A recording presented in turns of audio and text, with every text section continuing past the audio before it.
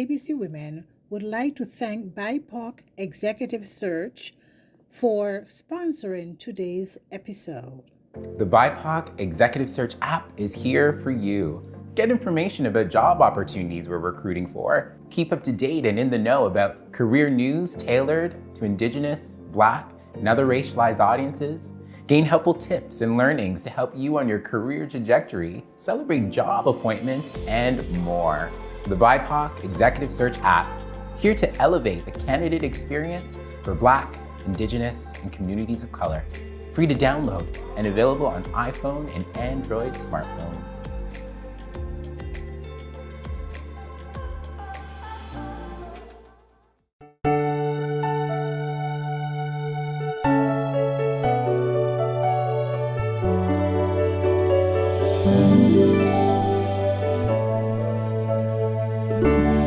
Look how far you have come on your own, but never alone. Through the rain and through the shine, here's your moment,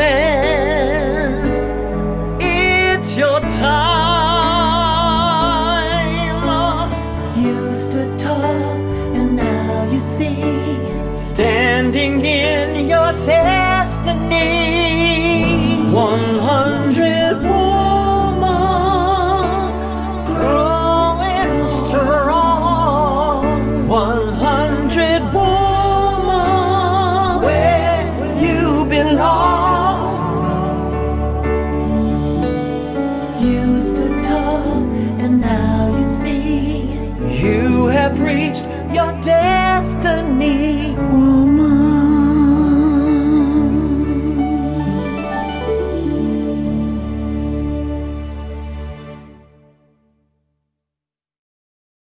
100 ABC Women would like to take this opportunity to welcome our viewers and listening audience, families, friends, and our sponsors to our inspirational conversations, fireside chats with 100 ABC honorees. 100 Accomplished Black Canadian Women is a bold initiative created by the co-authors, the Honorable Dr. Jean Augustine, a former MP, Donna Jones-Simmons, a corporate diversity executive, and Dr. Denise O'Neill Green, Vice President, Equity and Community Inclusion at Ryerson University. Our mission is to celebrate and archive the professional accomplishments of trailblazing Black women from all across Canada. The goal is to create an ever-expanding database available for current and future generations via print media, public and private libraries, as well as a website, which is www.100abcwomen.ca. We are pleased to bring you a series of fireside chats which include conversations around education, healthcare, entertainment, creative arts, legal, technology, entrepreneurship, diversity and equity, media, engineering, politics, sports, and so much more. These, we know, are topics that matter to us and to you. These educational and inspirational conversations will be made available to all current and future generations via our 100 ABC YouTube channel. This is a great way to learn from our elders, brilliant-minded and accomplished Black Canadian women. We are pleased to present our moderator for today. It's all about Black Canadian history, Ms. Sarah Onyango. Sarah is a community radio and TV host and producer. She will be speaking with the panelists today. Thank you, Sarah. We are very, very privileged and honored to have three wonderful panelists, three legacy keepers, who are going to have a conversation about Canadian Black history, preserving it, documenting it, sharing it, and making sure that it stays an integral part of Canada's wider history. And we are fortunate to have with us Carolyn Wilson. She is the co-founder of the Sheffield Park Black History and Cultural Museum. We also have Linda McCurdy. She is a lawyer. She is the co-owner of North Star North Star Cheer Inc. And she happens to be the daughter of a very important historical figure here in Canada. And last but not least, we have Kathy Grant. Kathy Grant is the co-founder of Legacy Voices. Welcome, ladies. So we're going to just start off with the three of you introducing yourselves and just giving our audience a sense of all of your different family backgrounds. And then we'll come back and talk about how you got into documenting Canadian Black history. We'll start with Linda McCurdy. Good afternoon. So my name is Linda McCurdy. I am from Windsor, Ontario, born and raised. As indicated, my father was a historical figure. He was a member of Parliament in Canada for Windsor-Tecumseh, Windsor-St. Clair. He was not the first Black member of Parliament, but I believe he was the first Black Canadian-born member of Parliament. I am a practicing criminal lawyer. I've been practicing for 22 years in Windsor in the area of criminal law. I do some child protection. I also, as indicated, I coach cheerleading. I'm part owner of a gym, and we call it North Star. And I know a lot of the people who are participating, they don't understand why we call it that, but we call it North Star because my family is basically descendant of the Underground Railroad. And so when we founded the club, we decided to call it North Star. I also coach high jump for Border City Track Club. I was a high jumper myself. I was recently inducted into the Sports Hall of Fame here in Windsor, Essex. I attended University of Texas at El Paso on a full scholarship for high jump. And I was the Canadian national champion for junior. Well, first off for 13, and then juvenile, and then junior and senior. I was on the Canadian team for 2 Commonwealth Games where I was 10th in the world, and a Francophone Games, and that being the reason why I continue to coach high jump. Unfortunately, the high jump has kind of been limited from COVID because of the inaccessibility to facilities. I have raised 2 children that I inherited, and I have 1 biological child who is now 21 years old. He attends University of Toronto virtually from my basement, and and I have a 16-year-old niece that I raised. So it's pretty busy here. And the latest development is that I will be the Liberal candidate for Windsor West for the upcoming provincial election. So that's me in a nutshell right now. That's amazing. So you're following in your father's footsteps somewhat. Dr. McCurdy would be proud. So next, we'll go to Carolyn, and then we'll come back to Kathy. Carolyn, tell us about yourself. Well, good afternoon, everyone.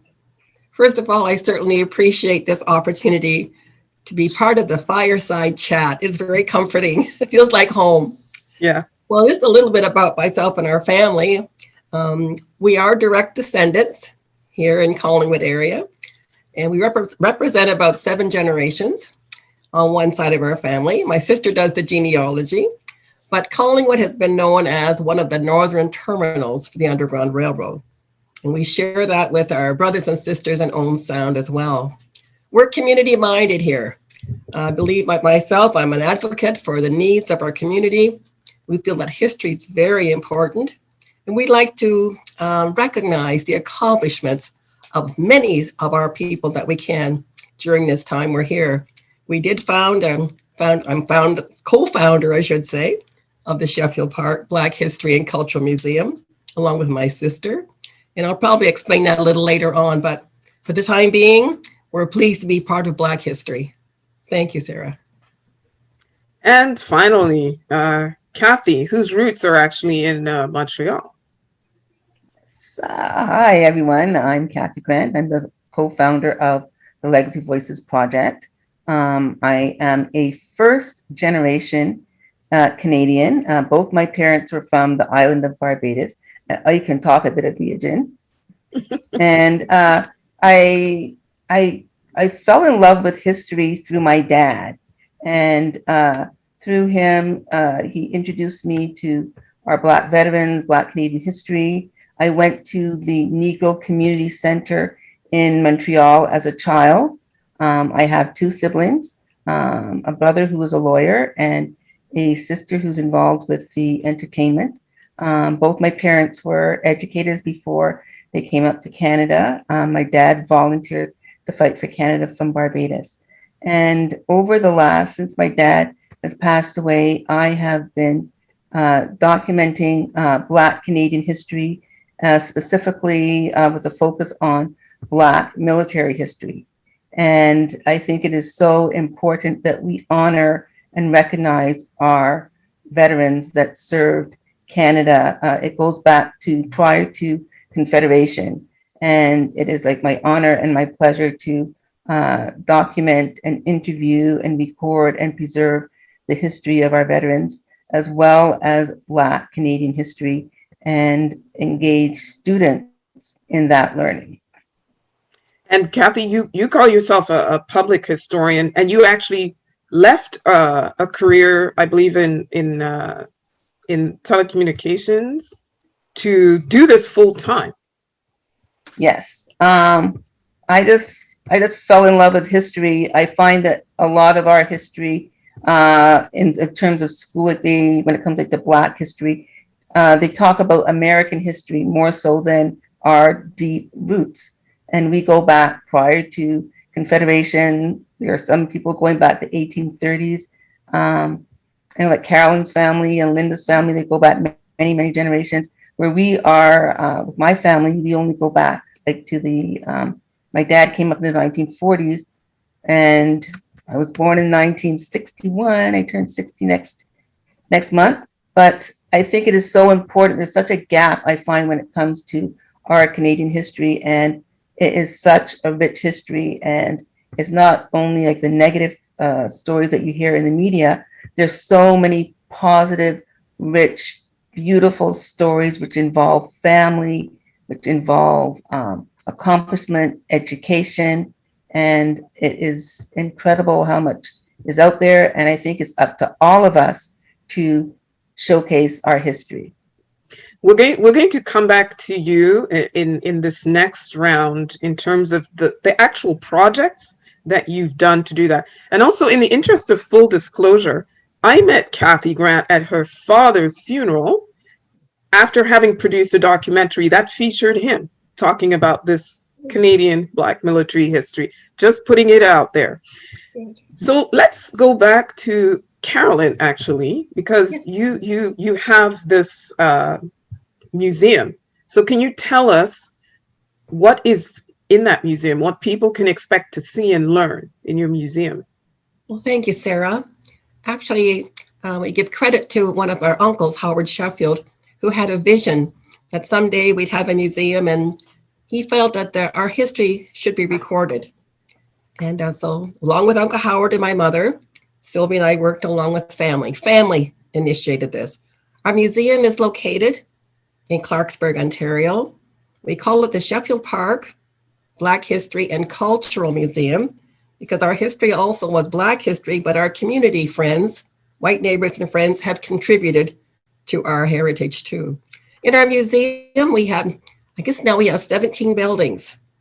We purchased, no, we're not rich, but we purchased an old campground, refurbished all the old cabins. So once you visit, you'll have a warm welcome. You'll tour through our African beginnings. The Middle Passage, we have displays and exhibits. The Underground Railroad, we have several hand embroidered quilts. Following through that, we have an abolitionist house. So you can actually tour like as if it's a living history. We've also included the stories of our Black men and women here in Canada, the Great Lakes, Black Marine sailors, military, sports, and yes, we had Black hockey players back in the 1920s. So your journey just travels around our 11-acre park, ends up with a church. Of course, the church played a very important role in all of our lives. So a little church is on our property, a school, And finally, a dollhouse and Black memorabilia. It's like taking you through the beginning of our journey right to the end to date. At the end of the journey, visitors have a chance to express their feelings or give us some ideas of how we can improve. But it's just open-ended and hoped once COVID is over, we'll be back on agenda. Thank you, Sarah. That is wonderful. And I'm going to be adding your museum for sure on my, well, the Black Canadian History Tour I had planned last summer, but you know, COVID, right? Linda. So Linda, you don't necessarily have a physical museum, but my goodness, your father and your family are a museum unto themselves. Can you give the audience a better sense of who Dr. McCurdy was, and with emphasis on his civil rights activism and his political career? Before I do that, though, I want to say something that it's interesting that her museum started with a family type thing, because I also had an uncle whose dream it was to have a Black History Museum. His name was Alvin McCurdy. And he and his first cousin, Max Simpson, got in a fight, and he refused to give his cousin the Black history that he had collected because Max decided to open the Black History Museum in Amherstburg, Ontario, and my Uncle Al didn't like that. So, because they were supposed to do it together. So my Uncle Al had many years of history that he had collected. That is all now in the Ontario archives. Excuse me. So you can actually find the Alvin McCurdy collection in the Ontario archives. And then my cousin Max Simpson founded the Black History Museum in Amherstburg, which most recently changed its name to the Freedom Museum. But that also is a legacy of our family. And while it doesn't have the expansive experience that we just heard about, there was also another historical site in Windsor, the Walls Historical Museum, that had the cabins and the Middle Passage and everything. I'm getting ready to cough, excuse me.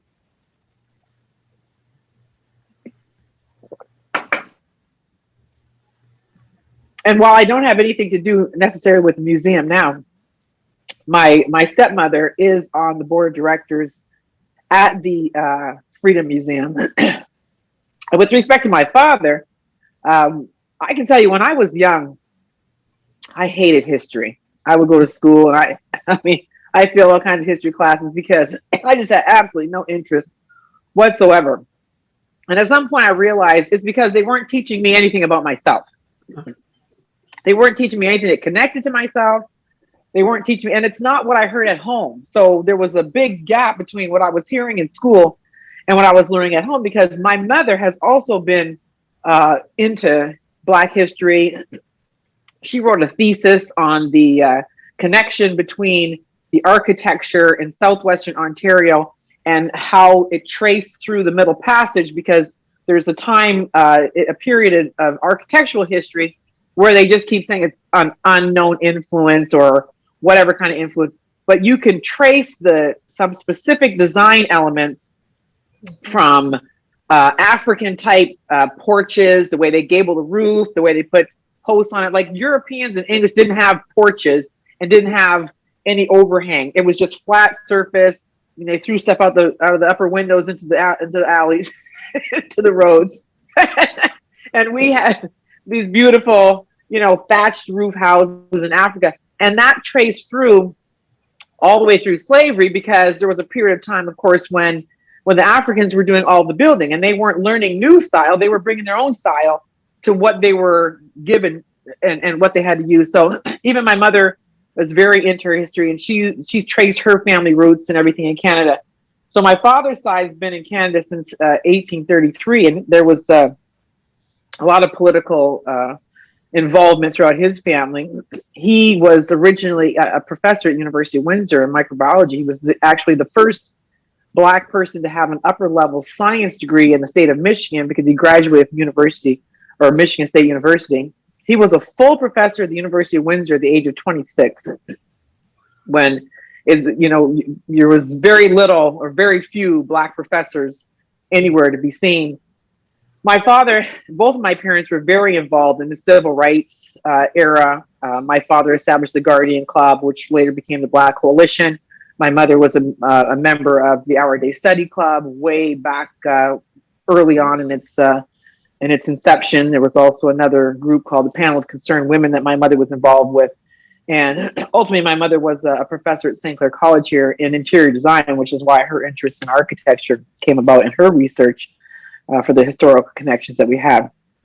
My father started out as a city councilor, and then he later ran for a member of parliament. He sat as the member of parliament for 9 years, I think. And then at some point, he was running for the leadership of the New Democratic Party, which he helped name, incidentally, and he was unsuccessful in that.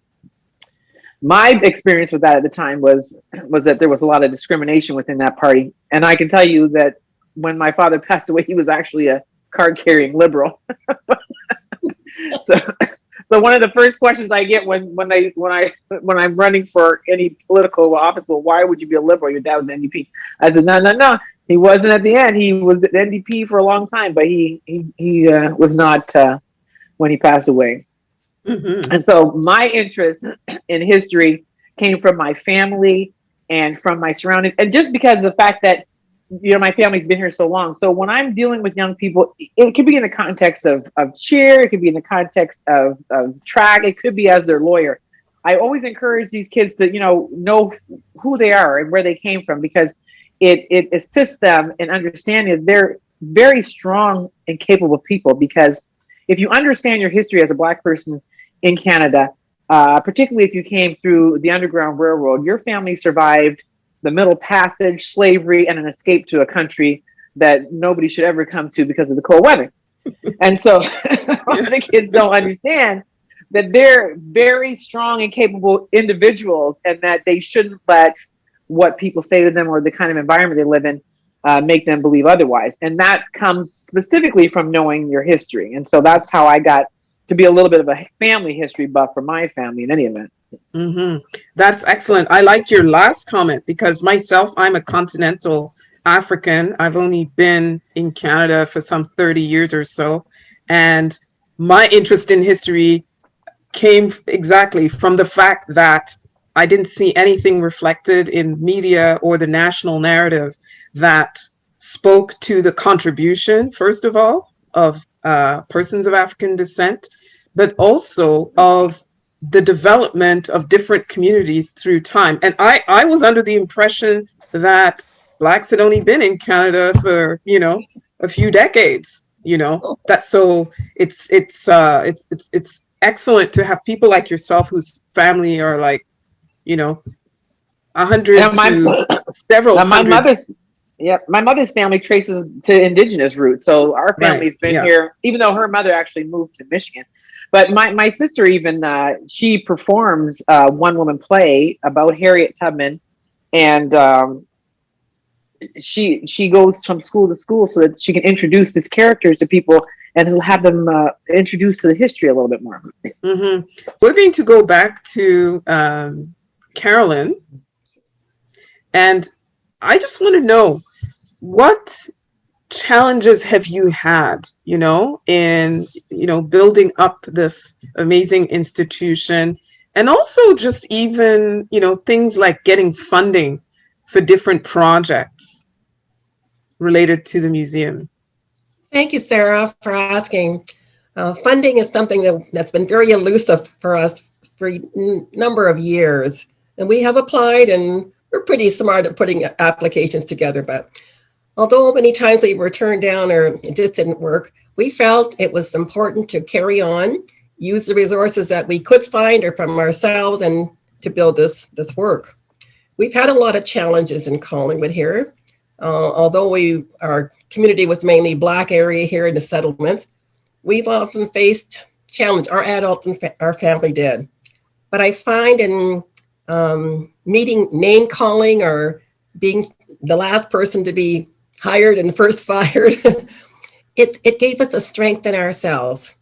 And role models played an important role for many of our family members here. And I guess in challenges, if you let the challenges get to you and you become very bitter, you just do not move forward.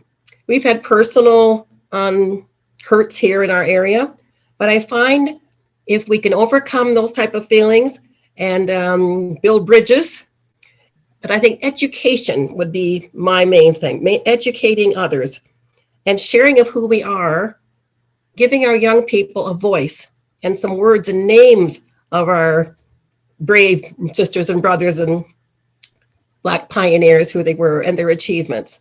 So although our museum has had changes, we had to move here and there, adjust, but you find, just like you put your hand to the plow, our grandmother says, and you don't look back. And one of the songs is, we've come this far by faith. Mm-hmm. And for us, it's been the church and the foundation there that has kept us going.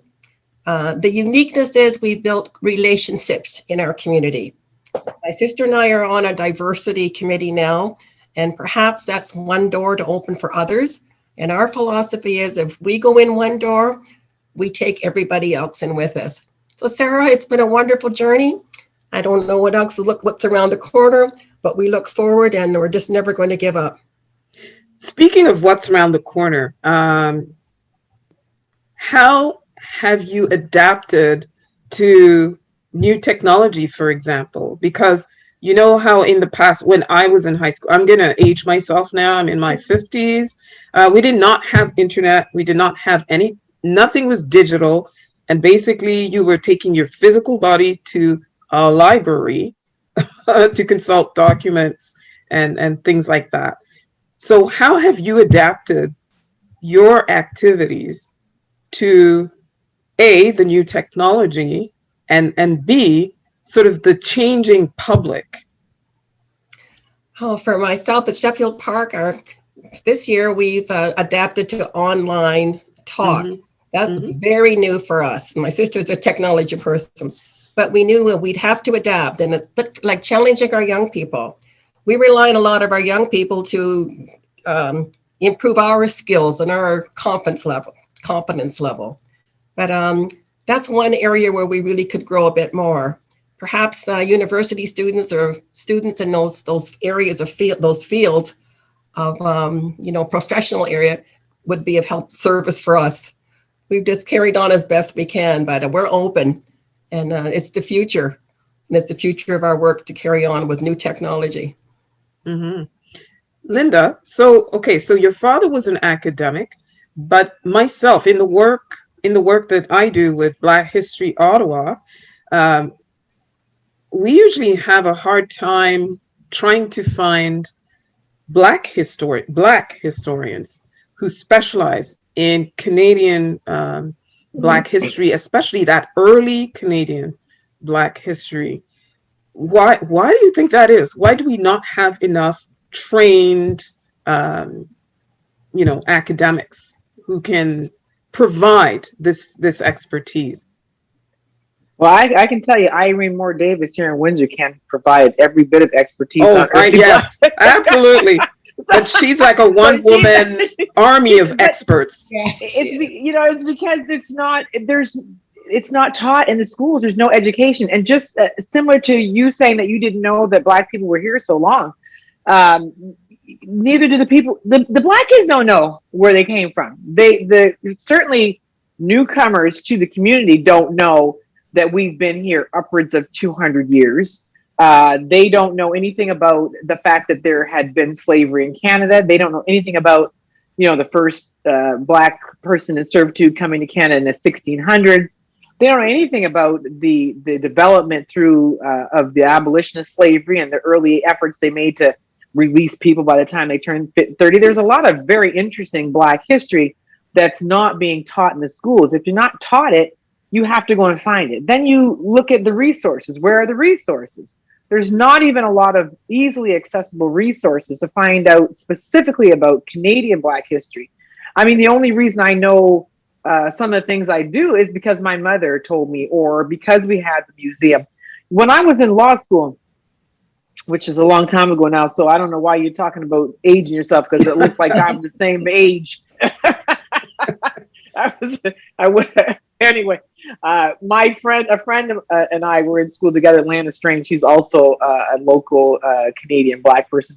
And we had Black History Month, right? And we kept getting questions from people, are we going to have a West Indian dinner? I said, we're Canadian. Do you know what I mean? Like, I don't understand why you keep asking. And then this one girl, I'll never forget, we're standing in the lobby, and this one girl said to us, and she was of Asian descent, well, I thought all Black people came from the islands.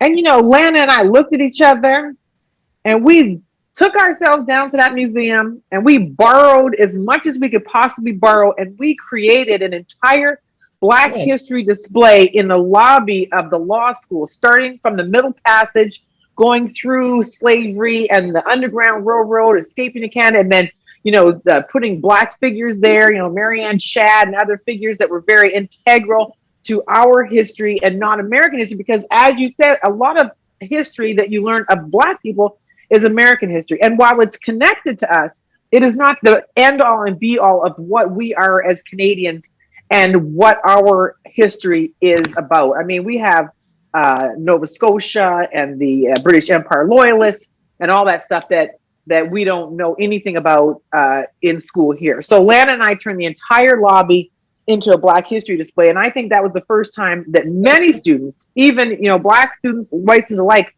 knew anything about that part of our history. And so obviously we've not continued in that vein because we both went on to become lawyers, but it hasn't changed much. It hasn't changed at all. You know what I mean? And even it's even hard to keep just like my friend here is talking about her funding and everything. It's hard to keep these things going because the young people don't have a lot of interest in it because they're not learning about it. Yeah, exactly. So it almost becomes our responsibility to teach them about it, to encourage them, to get them excited about it so that they can carry on the legacy, because our history will just dwindle away if we don't keep it up. That's why I give you all credit for having a Black History Museum. And I mean, I don't even know if the Walls Historical Museum is even open. I don't know if their kids want to carry it on. Do you know what I mean? Because somebody has to carry it on, right? Yeah. So speaking of, passing it on to the next generation, educational initiatives, etc. So Kathy, before you tell us what your initiatives have been, because you've been involved in many projects since we met at your father's funeral back in the early 2000s, tell us about how your dad sort of quote unquote trained you up to become the legacy keeper that you have become. Okay. Well, my dad had pancreatic cancer, and I went to go and visit him before he passed away. And I realized how much material he had, and everything was all over the place. It was like on the floor, it was in the living room, it was in the kitchen, everywhere. And I said, you know what? We have to make sure that this legacy does not get lost. So I ended up moving from Toronto to my dad's apartment. And I said, Dad, every day you're going to have a task to identify all of the pictures that you haven't already identified and tell me a little bit about them. So for about 2 months straight, every single day, I had my dad writing on the back of papers, telling me who the people were. And I was able to learn who the people were, as well as he told me who to get in contact with where I could find out more information. So I went through all of his material, and right up until he passed away, he was still, even the day before, he was still telling me who these people were.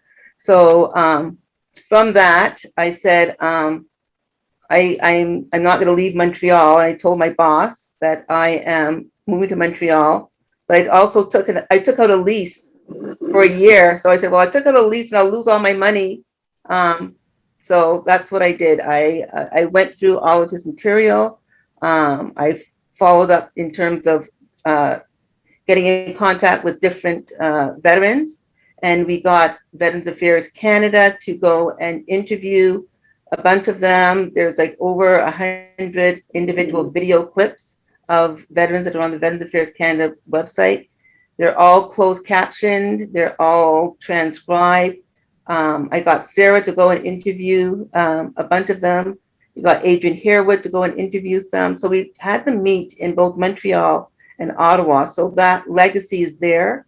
Like, we are sharing it with different schools, because most of these veterans have now passed away, and they're all on video. They're all on video. They're all done by subject matter. We also got Department of National Defense to go and honor them in Montreal for about the first time. So we had children go and see men from, I guess, like Rear Admiral, like general level, to go and honor these veterans. We had like about 400 people come out. And we also had a citizenship ceremony, so new Canadian citizens could see our generals and Rear Admirals honoring our Black soldiers. And it meant so much to them. We also had like their family come up. We also made sure that we had, like I say, West Indian or Black type of food instead of like the normal tea and biscuits. And we made sure that that happened. I know that I'm going to just constantly like knocking on doors of veterans, and a lot of times they have documented parts of history which they share. So it's going there, sharing like their old pictures, their old newspaper clippings. It's going to like the Toronto Reference Library. They have a very rich history. It's taking a look and seeing what is in the archives, what do people have, and make sure that that history gets documented. It's going to Library and Archives Canada, and they have a lot of material that's just sitting there. It's just sitting there collecting dust. So it's just getting your camera out and snapping those pictures and making sure that they are documented and transcribed. One thing that your father started, that you and I have continued also as a tool for educating all Canadians, whether it's new Canadians or, you know, people whose families have been here from the beginning of Canada. We have the wreath laying at the monument, and then you and I hang around the monument with photos, actual photos, and people's medals, so that whoever's passing by, we can, you know, share the stories. Now, one thing you didn't mention about your dad was his role in one of the labor schemes that brought a lot of West Indians, especially young women, to Canada. Can you just quickly tell our audience about that? It was part of the domestic scheme. There was someone by the name of Donald Moore that in 1955, he went to Ottawa and he got them to modify the immigration law as it pertains to people of color coming to Canada. So back from like 1955 going all the way up until like the 60s, they had the domestic scheme where women could come up from the West Indies, and after a year of service, like domestic service, they could become landed. So there are so many of these women ended up pursuing post-secondary education. Like the Honorable Jean Augustine, was like one of the famous domestics. Just last year, they honored it as a significant event in Canada. Right now, I have a friend by the name of Pearl, who's going to be turning 100 this year, and she's still very, very strong. I gave her a poster of Jean Augustine, and she just hugged it. And when it was time for me to go, she goes, "You can let yourself out. I'm not letting go of Jean. I love her. I love her." And she's still very strong minded. She's just by herself, and she's still very strong. And just also getting kids. We find a lot of kids are very interested in learning about our history. Yeah, and of course, not to monopolize the whole conversation, but there's also your initiatives with the wonderful Aita Sadhu of a different book list, cultural center over on Bathurst, where you've been able to have your displays and bring kids in and members of the community. We also had a 7-month program called the Windows of Opportunity, where we went and I spent 7 months at the Afrocentric School getting them to create exhibits and teach them about Black Canadian history. Mm-hmm. That was through Aita's program, Windows of Opportunity. So all three of you have had these issues of getting the material and information out to schools. Linda, can you tell us if you've ever met any, resistance, and then how you've gotten around that? Personally, I have never tried to get materials into schools, but I can tell you that we have a couple of organizations right now in Windsor that are really working into equity and diversity, particularly with respect to the absence of Black history education in the schools, and we're meeting with some resistance with respect to dealing with these issues. But as far as, for example, my sister getting her play into the school, one of the things that she talked about was certain things that your children have to learn in school are mandatory. And she, not just because she's doing the play, but Black history should be mandatory. And if she's going to have a Black history play they can bring there to facilitate some of the education, that should be something that they're just doing because that's a way to introduce these figures to the people. But, there's still some resistance. So it's important for us as a collective to keep working to find ways to get these changes that we need in the school and the education system. Yeah, and it's especially important because Kathy referenced Donald Moore. A lot of new Canadians are not aware that one of the reasons that Black people can even immigrate to Canada at all is thanks to the work of, is it the National Unity Association, the group that went in the 50s to Ottawa to fight anti-Black immigration laws. And Carolyn, what about you? It's just been interesting in hearing these ladies speak. You're inspiring us. Sylvia and I are at the same point now. We are looking at documenting and hoping to complete Uncle Howard's book. It's taken a number of years because we've been like, one avenue goes this way to work at a museum, another avenue to go help some other people or diversity. But we're hoping to actually get his book printed. And you're right, having information out there is very important. But it's been very inspirational listening to each of the guests there. And perhaps it's something through this fireside chat that we just keep in touch with each other that way. And it's been inspiring for me. Sometimes we work in ourselves in an area and we have everyone around us, but it's so nice to have others give in and give us support, and congratulations to the things you're doing. It keeps us going. Yep, no, it's great that thanks to technology, now the network of legacy keepers across the country and across the diaspora can now, connect up like this. We have just a very few minutes left. Kathy, in 2 minutes, can we talk about accuracy and truth telling and, misrepresentation when it comes to promoting Canadian Black history? I find there are a lot of people who are sampling our history. They will take a picture that is a very iconic picture, and it's all of a sudden they're an expert in our history, and they haven't done the homework. They haven't done the research, and a lot of times these organizations get funding, but they have not done the background work. And I know, especially when it comes to our Black Canadian veterans, there's a lot of errors on these various sites, and they're teaching wrong information. So I know that right now we are in contact with Veterans Affairs, Department of Defense, CBC, Globe and Mail, because they all seem to have a bad template. And one thing that is going out now into schools, I find, is World War I history. And World War I history is not an elective.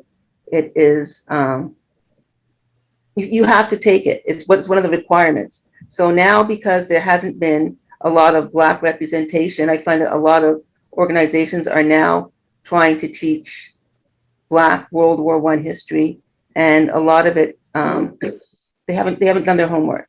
So what's going out is wrong information. So it's trying to work with some of these organizations to get them to correct it. But a lot of it, teachers are calling us and saying, oh, well, we thought that this was it, but this group has this. And these are well-known organizations that have information that's inaccurate. So it's trying to get them to fix it. And I know for Southwestern Ontario, Chantal Browning Morning, we got some, she got, I think, about maybe 15 or 20 different teachers to get involved with researching Blacks within the Southwestern Ontario. And we're just really thrilled that they were able to go and showcase them, the students, researching our veterans. That's awesome. And you know what? And that's another thing. You're legacy keepers, but legacy keeping also involves being vigilant, making sure what is being shared is accurate, doing the work, and just keeping that passion and the inspiration. In one, if you had a one sentence inspirational quote on this topic to impart to our audience, what would it be, Linda? Ooh, one sentence, that's tough. It's keep learning. Don't let the history die. Mm-hmm. Excellent. Carolyn? And never be discouraged. Overcome any negative or lack of history or inaccuracies. Just keep going forward and believe in yourself. Kathy? I would say knowledge is power, but only if you share. I find I'm learning all the time, all the time. You don't know everything, but you share your knowledge, and another person will share their knowledge with you, and it's like you're planting good seeds of knowledge, and you're watching them blossom. Amazing. A little bit of water, a little bit of water. I don't even know where to start in terms of my gratitude for all that you have been doing and all the legacy keeping that you continue to do. Thank you so much, and just keep up the good work. Thank you, Sarah. That was well done. Thank you. Thank you. Appreciate that.